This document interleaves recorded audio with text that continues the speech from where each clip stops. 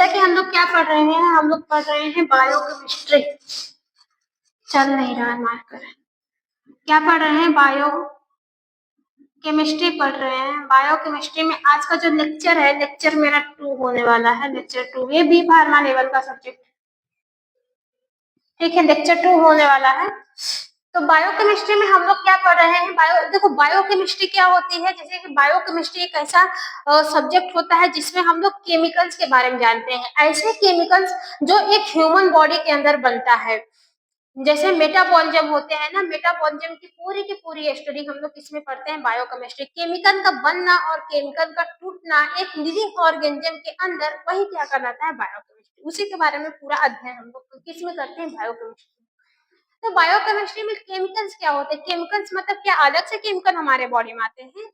Yes, जैसे proteins हो गए, कार्बोहाइड्रेट हो गए, लिपिड हो गया, वसा हो गया, आयरन हो गया, ये सब क्या है? केमिकल्स है जो हमारे बॉडी के अंदर, हमारे सेल्स के अंदर मेटाबोलाइज होते हैं, बनते रहते हैं, टूटते रहते हैं, बनते रहते हैं, टूटते रहते हैं। और आपको पता है इसी सारी केमिस्ट्री हम लोग किसमें पढ़ते हैं? बायोकेमिस्ट्री। तो biochemistry it is the branch of science in which deals with the chemical substance या फिर biomolecules in the living organism, that is called biochemistry. Biochemistry एक ऐसा सब्जेक्ट होता है, एक ऐसी ब्रांच ऑफ साइंस होती है जिसमें हम लोग केमिकल सब्सटेंस, बायोमोलिक्यूल्स की स्टडी करते हैं। इसी को हम लोग बायोकेमिस्ट्री के नाम से जानते हैं। हमने आपके कल इंट्रोडक्शन में आपको बताया था बायोकेमिस्ट्री 2 वर्ड से मिलकर डिराइव है। बायोकेमिस्ट्री 2 वर्ड से मिलकर बना है। बायो, बायो मतलब होता है लिविंग। बायो मतलब क्या होता है? लिविंग होता है। केमिस्ट्री मतलब क्या होता है? केमिकल्स। केमिस्ट्री मतलब क्या होता है? केमिकल्स होता है। बायो मतलब होता है लिविंग, केमिस्ट्री मतलब क्या होता है? केमिकल्स। लिविंग के अंदर मतलब एक जो ह्यूमन बॉडी होते हैं, प्लांट होते हैं, एनिमल होते हैं, लिविंग के अंदर जो केमिकल्स बनते हैं, वो केमिकल्स कैसे बनते हैं, वो केमिकल्स कैसे मेटाबोलाइज होते हैं, वो केमिकल्स कैसे टूटते हैं, सब की स्टडी बायोकेमिस्ट्री में होती है। आई होप आपको समझ में आ रहा होगा बायोकेमिस्ट्री क्या होती है। देखो अब आप लोगों ने सुना होगा, जैसे कल के वीडियो में हमने बताया है, किसी बायोकेमिस्ट्री से एक ह्यूमन बॉडी की ग्रोथ होती है, एक प्लांट की ग्रोथ होती है, एक एनिमल्स की ग्रोथ होती है, ठीक है। किससे? इसी बायोकेमिस्ट्री से। जैसे आपने सुना होगा कि डीएनए जो है, डीएनए से ह्यूमन बॉडी की ग्रोथ हुई है। डीएनए जो है, डीएनए एक टाइप का बायोमोलिक्यूल्स है। क्या है? बायोमोलिक्यूल्स। किससे मिलकर बना है? एटम से मिलकर बने हैं। तो ढेर सारे एटम जब आपस में मिलते हैं तो बायोमोलिक्यूल्स बनाते हैं, और उसी बायोमोलिक्यूल से क्या बनता है? सेल बनता है, और उसी सेल से हमारी पूरे बॉडी की ग्रोथ होती है। इट मीन्स कि हमारे पूरे बॉडी का डेवलपमेंट होता है। तो कौन कौन से ऐसे ऑर्गेनिज्म, कौन कौन से केमिकल्स होते हैं, जैसे कार्बोहाइड्रेट हो गया, प्रोटीन्स हो गया, वसा हो गया, लिपिड हो गया, और अमीनो एसिड हो गया, ग्लूकोज हो गया, सबके बारे में हम लोग को क्या पढ़ना है? डिटेल से पढ़ना है। अभी बायोकेमिस्ट्री क्या होते हैं हम आपको धीरे धीरे पढ़ाते हुए चल रहे हैं। आज कल के वीडियो में हम लोग कार्बोहाइड्रेट के बारे में देखे थे, आज की इस वीडियो में हम लोग प्रोटीन्स के बारे में देखेंगे। तो प्रोटीन्स आप सिर्फ इंट्रो के बारे में बात करेंगे, ठीक है। प्रोटीन्स कैसे बनता है, कैसे टूटता है, ये हम प्रोटीन्स के डिटेल के बारे में बात करेंगे। अभी हमारा सिर्फ बायोकेमिस्ट्री का इंट्रोडक्शन ही चल रहा है, ठीक है, जिसमें हमारी प्रोटीन्स आती है।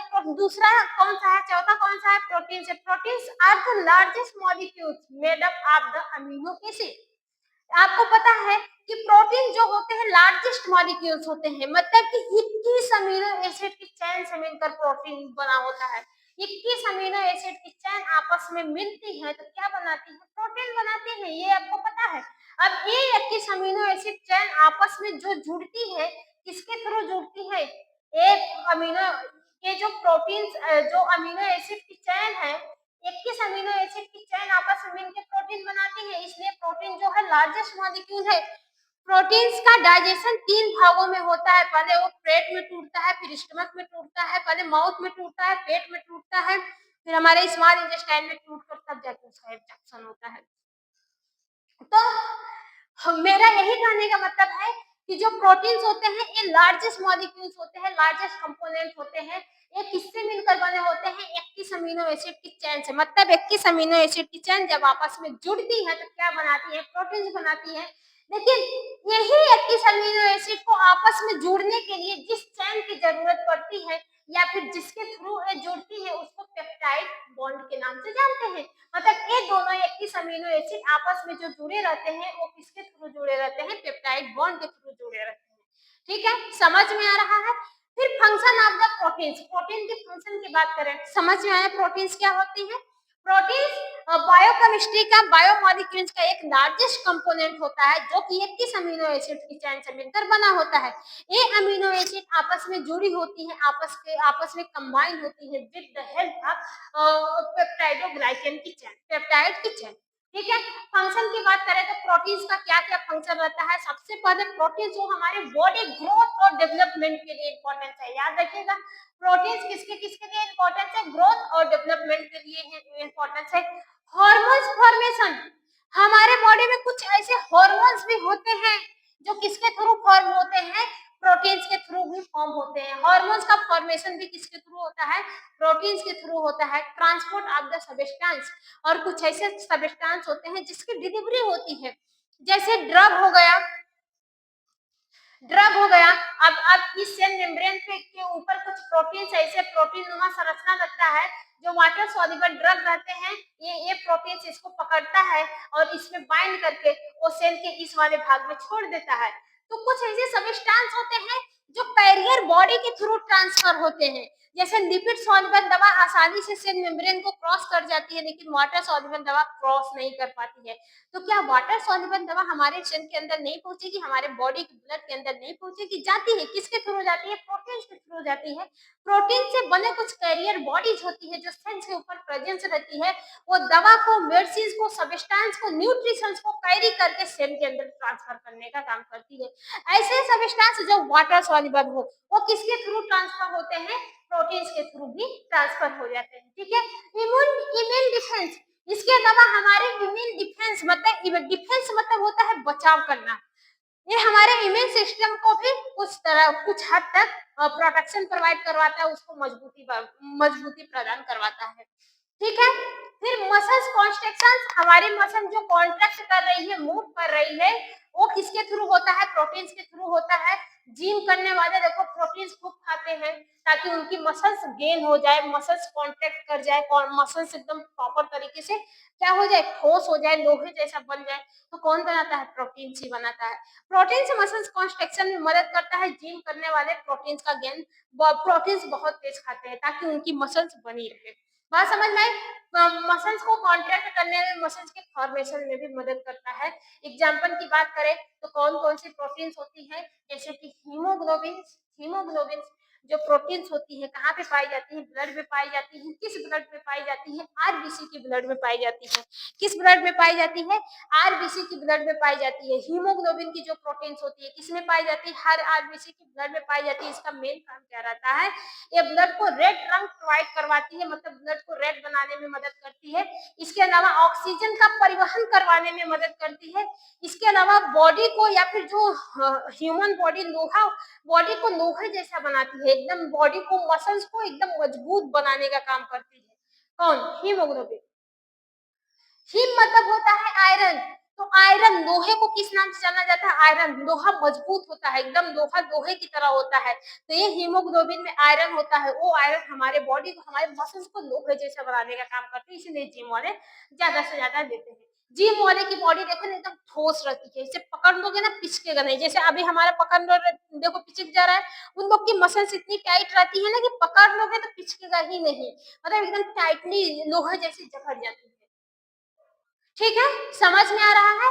और एक आपका कौन सा है, एल्बुमिन्स। एल्बुमिन्स भी प्रोटीन्स होती है। ये कहाँ पे प्रेजेंस होती है, एल्बुमिन्स भी कहाँ पे प्रेजेंस होती है, ये भी आपकी प्लाज्मा में प्रेजेंस होती है। किसमें प्रेजेंस होती है, प्लाज्मा।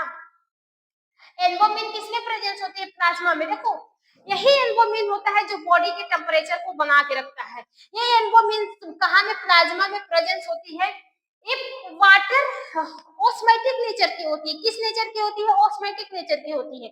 जैसे हमारे ऑर्गन में, हमारे टिश्यू में, हमारे लीवर में, हमारे फेफड़ा में अगर एक्स्ट्रा वाटर जमा हो जाता है ना, उस पानी को अपनी तरफ खींच लाती है। मतलब हमारे बॉडी के टेम्परेचर को बना के रखने का काम करती है, पानी को अपनी तरफ खींच लाती है और उसी पानी को ब्लड में दे देती है, ब्लड और यूरिन से थ्रू फिल्टर होकर बॉडी से रिमूव आउट हो जाता है। और हमारे बॉडी के अंदर देखो, हमारी बॉडी के जितने भी ऑर्गन्स होते हैं सब कहीं ना कहीं वर्क करते हैं, सब कहीं ना कहीं काम करते हैं। काम जब वो करते हैं तो वो गर्मी को प्रोड्यूस करते हैं। तो इसलिए जो एल्बुमिन होता है वहां पानी के थ्रू गर्मी को खींच कर लाता है और ऊपर की तरफ दे देता है। तो पसीना जो होता है, तो पसीना गर्मी को बाहर फेंकता है। आपके बॉडी के अंदर की गर्मी को क्या करता है, बाहर फेंकता है, ताकि आपकी बॉडी कूल रहे। तो एल्बुमिन का बहुत ही बड़ा रोग होता है। पहले तो एडिमा की नाम एडिमा एडिमा ईडिमा नाम की एक बीमारी होती है, या फिर बोल सकते हैं जब ईडिमा कब होता है, जब आवश्यकता से अधिक ऑर्गन के पास पानी इकट्ठा होने लगता है, तब ईडिमा नाम की बीमारी होती है। एल्बुमिन प्लाज्मा में रहता है, ब्लड में ही प्रेजेंस होता है। प्लाज्मा ब्लड एक कंपोजिशन होते हैं। अगर ऑर्गन्स के पास बहुत ज्यादा पानी हो जाता है तो एल्बुमिन उसको खींच कर लाता है, ब्लड में देता है। एक्स्ट्रा पानी यूरिन के पास जाती है तो यूरिन उसको फिल्टर करके बॉडी से बाहर कर देता है। ठीक है। फिर कोलेजन होते हैं, कोलेजन के बारे में आपको बहुत अच्छी तरीके से पता है। फिर इसके बाद इंसुलिन आता है। इंसुलिन भी हमारी एक टाइप की प्रोटीन्स होती है। इंसुलिन भी क्या होती है, एक मिनट,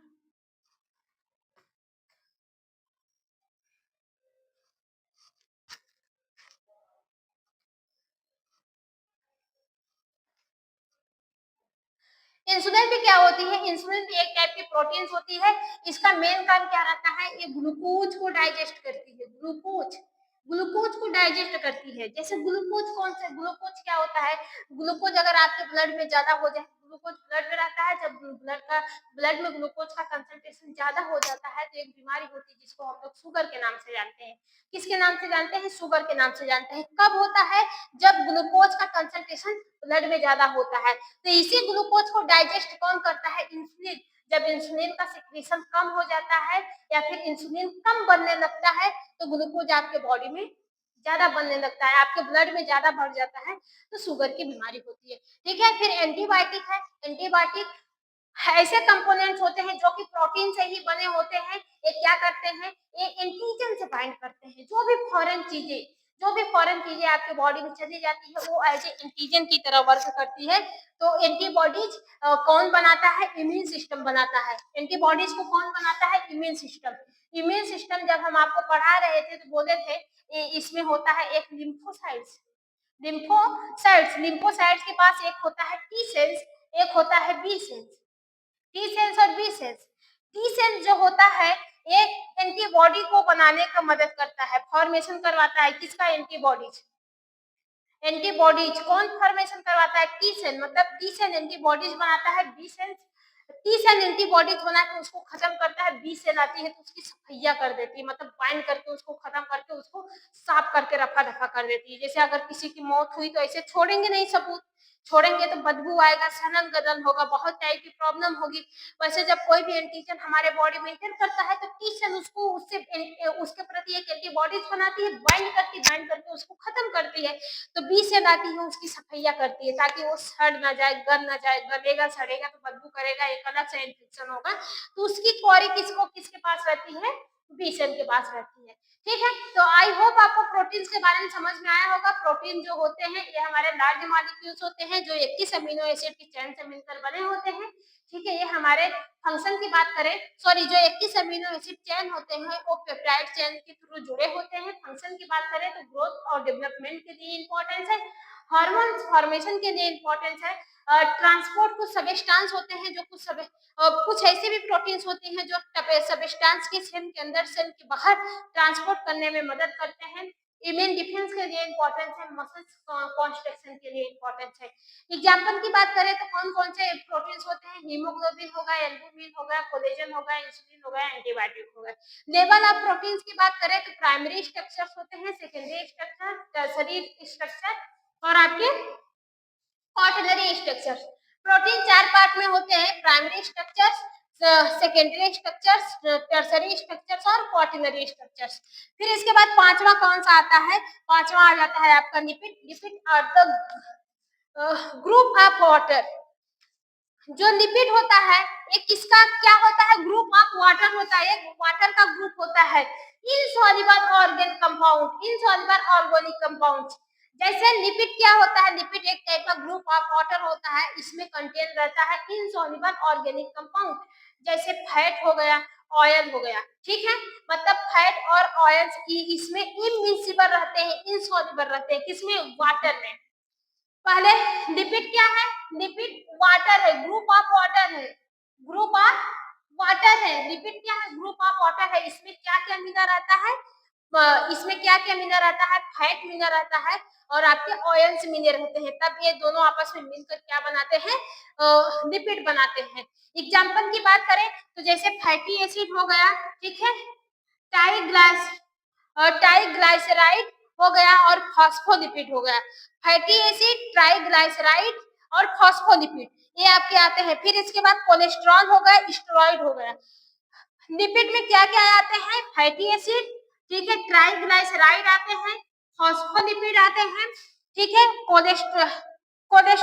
कोलेस्ट्रॉल आते हैं, स्टेरॉइड आते हैं, ठीक है। फंक्शन की बात करें तो एनर्जी को स्टोर करने में मदद करते हैं, formation of the cell membrane को बनाने में मदद करते हैं, protection of the organ in the insulation, और जो हमारे ऑर्गन्स होते हैं उसको इंसुलेशन से बचाते हैं, जैसे जो धूल धक्कन लगते हैं, धूप ऊप लगती है, इंसुलेशन से बचाने का काम करते हैं। सिंथेसिस ऑफ सम हार्मोन्स, और कुछ हार्मोन्स को बनाने में भी मदद करते हैं। Observation of the fat soluble vitamin, और जो विटामिन हमारी फैट सॉल्युबल होती है उसको एब्जॉर्ब करने में मदद करते हैं।